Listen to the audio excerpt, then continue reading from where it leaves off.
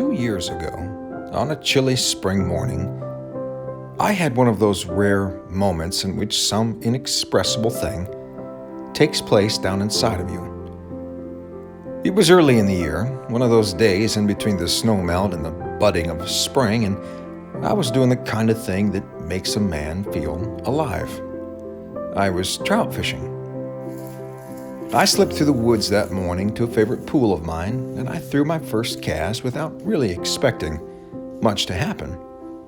But shortly into my first retrieval, a beautiful trout bent my rod, and I knew it was something special the moment it struck.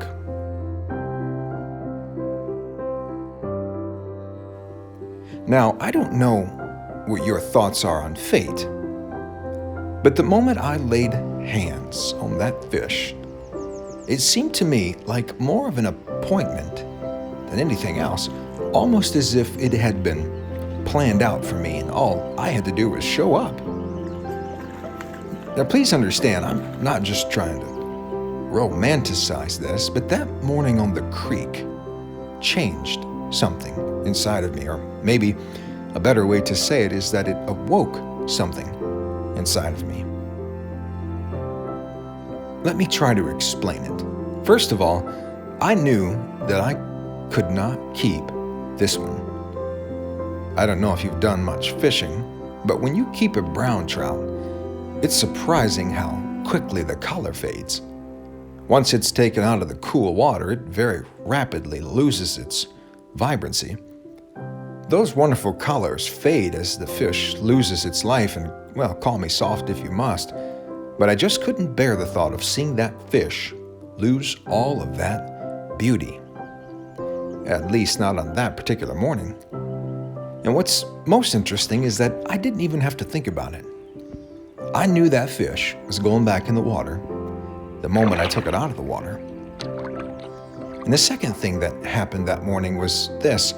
I realized very suddenly that I wanted to find a way to share these moments with others. I wanted to bring a piece of that sacredness back with me and try to offer it to the rest of the world.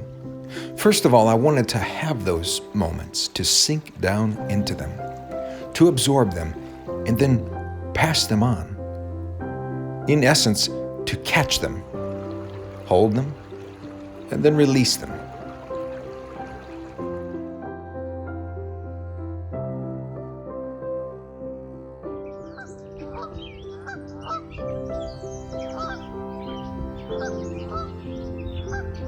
But I learned something else that morning on the creek bank. A lesson that has slowly unfolded in my mind in the 2 years that have passed between then and now.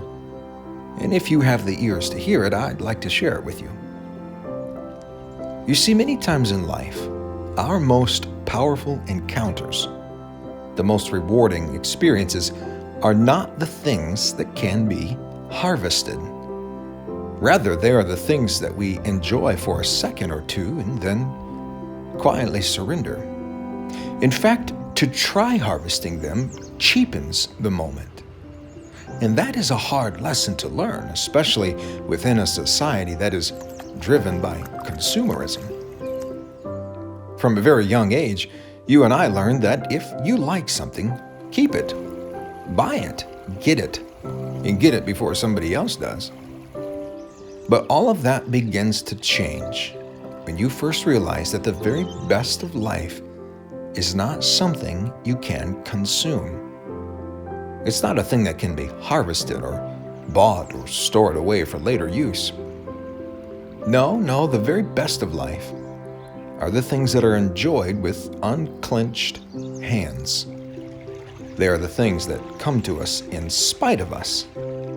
The things we get to hold for only a moment to lovingly fondle and then gently release. Like love, for instance, or the passing beauty of childhood, or an evening spent with an old friend, those moments when no words are spoken and none are needed. Or in my case, on that morning, a fish that is just too lovely to find its way into the creel. You see, sometimes it's not about what you get to keep or consume, for the moment itself is what it's about.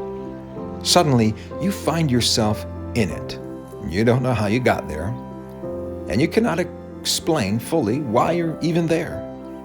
But it stirs you deeply, even though you know you only get to hold it briefly. To speak in metaphor, you catch it, you seize it, you enjoy it, and then you quietly lower it back into the water, and you surrender it. And you know, this is a lot like life. Some moments are fit to be harvested, as some fish are destined for the creel or stringer. But others are only meant to be enjoyed for that one brief second in time. And hopefully, with a bit of practice and a fair amount of wisdom, you and I will get a little better at determining the difference. But until next time, keep your heart open and your eyes wide. And as always, thanks for coming along.